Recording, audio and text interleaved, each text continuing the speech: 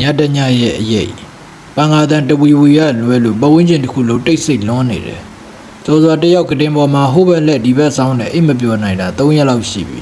။တိုက်ခန်းတစ်ကိုပြောင်းလာကြတဲ့ကပဲ။လောကလည်းပင်မမျက်စိမိလိုက်တိုင်းတစုံတစ်ခုကသူ့ကိုစိုက်ကြည့်နေသလိုခန်းစားချက်ကအမြဲတမ်းချောက်လန့်နေပါတယ်။ဟူစိတ်ထိန်လို့နေမှာပါ။စောစောတပြင်းချရင်ထားထိုင်လိုက်တယ်။ဒီเจ้าတွေ၆ကပ်နေတာမှရေတောက်မှုမိဖို့ကြောင့်ဘက်ကိုထွက်လာခဲ့တယ်။အိမ်ခန်းထဲမှာလိုက်အောင်ပြောကပြတင်းပေါက်ကနေတဆင့်ဖြတ်စီးပြီးတော့ကြာနေတယ်။အရာအလုံးကမိဖို့ရောင်တန်းနေတယ်။ဒီကဲတက်တာတကားကိုဖွင့်လိုက်တဲ့အချိန်ထွက်လာတဲ့အလင်းရောင်ကြောင့်အမောင်ထဲမှာတစ်ချက်လင်းသွားတယ်။ရေကိုမောတော့နေတော့ကြောက်ဆိုတဲ့အတန်တစ်ချက်ကိုသူကြားလိုက်ရတယ်။အခန်းတောက်ကဗီဒီယိုအိုကြီးစီကလာတဲ့အတန်ဖြစ်ပါတယ်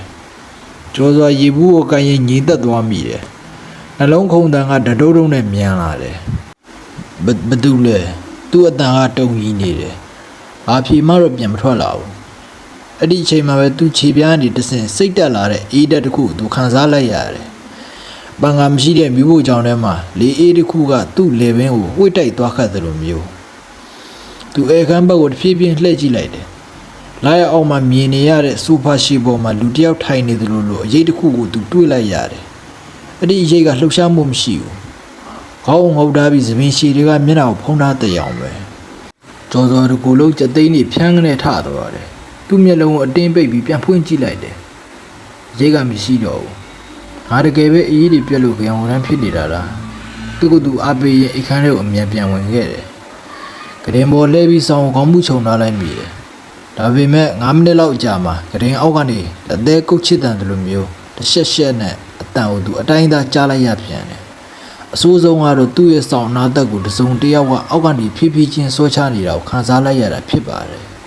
။ကျော်စာတကိုယ်လုံးကြောက်ရွံ့လို့တောက်တင်းသွားတယ်။အသက်ရှူမှုတောင်ပြီးသွားသလိုပဲ။ကျော်စာတွေးမိတယ်။ငါသာငုံမကြည့်ဘာမှမဖြစ်နိုင်ဘူး။ဒါငါစိတ်ကူးရင်နေတာပဲလို့။ဒါပေမဲ့အဲ့ဒီချိန်မှာကရင်ပေါ်ကနေမှု့ရာတစ်ဖက်ကိုနှိပ်စင်းသွားတယ်။တစုံတစ်ယောက်ကသူ့ဝေးနာလာထိုင်သလိုမျိုး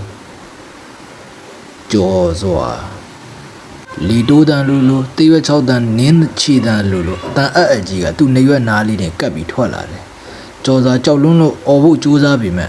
အတန်ကလေချောင်းထဲမှာတစ်ဆို့နေတယ်။သူအာတင်မီဆောင်ထဲကနေရုတ်တရက်ရုံထွက်ကနေရန်ကမိခလို့လှမ်းဖွင့်လိုက်တယ်။ဖြောက်မီးလင်းသွားတဲ့အချိန်မှာအခန်းထဲမှာဘယ်သူမှမရှိဘူး။ကရင်ပေါ်မှာလည်းသူတယောက်တည်း။ဒါပေမဲ့သူတတိထားမိလိုက်တာကကရင်ဘေးကကျမ်းမြင့်ပေါ်မှာရှွန့်လိုတွေလိုမင်းညစ်နေတဲ့ခြေရအစိုးတွေတန်းစီနေတာပဲဖြစ်ပါတယ်။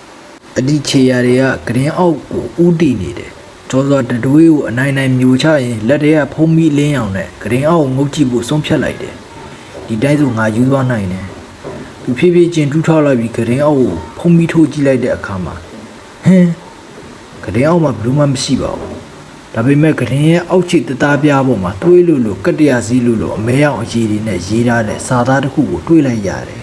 ။အားနေရမှာနေလာအိတ်နေတာလား။ကျော်စွာနောက်ကိုလန်ကျသွားတယ်။အဲ့ဒီချိန်မှာပဲအခန်းပြင်ကမိဖို့ကြောင်ထဲမှာဝုန်းဆိုပြီးပကံစင်တစ်ခုလုံးပြိုကျသွားတဲ့ထွက်ပေါ်လာတယ်။ကျော်စွာအိမ်ထဲမှာစက်မနေရတော့ဘူး။သူအပေါ်တဲ့အင်ဂျီကိုဆွဲယူလိုက်ပြီးတိုက်ခန်းတကားကိုဝုန်းကနေဖွင့်ကလေကားတိုင်းဆင်းပြေးသွားခဲ့တော့တယ်။လမ်းမပေါ်ရောက်မှသူအသက်ကိုဝါရှူနိုင်တော့တယ်။မနေ့4နာရီရှိနေပြီ။လမ်းထိပ်က24နာရီဖွင့်တဲ့စတိုးဆိုင်ရှိမှထိုင်နေတော့ဘေးနာကလမ်းဘေးစေးတဲ့အဖွားကိုတယောက်ကသူ့ကိုထူးဆန်းတယ်လို့ကြည့်နေတယ်။ငါတူ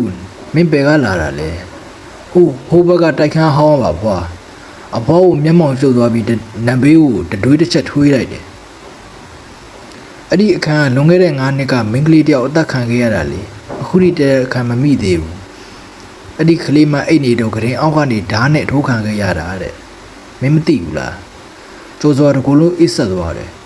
သူအခုလေးတင်ဂရင်အောက်ငိုကြည့်ခဲ့တော့ပြန်တတိယလိုက်တယ်သူအကယ်၍ငုတ်ကြည့်လိုက်တဲ့အချိန်မှာမျက်နှာချင်းဆိုင်တသားပြားပေါ်မှာတင်ကတ်နေတဲ့တစုံတစ်ယောက်ရှိနေခဲ့ရင်ရောဇလန်းလေးကိုပိုင်းတစ်နေနဲ့ဒီနေရာမှာခိတ္တရနာဝင်ပြပါခင်ဗျာနောက်ထောင်ပေးကြသူတဦးတယောက်ချင်းစီတိုင်းကိုလည်းကျေးဇူးအထူးတင်ရှိပါတယ်အပိုင်းနှစ်မှာဆက်လက်ဆောင်တွေ့ကြပါမယ်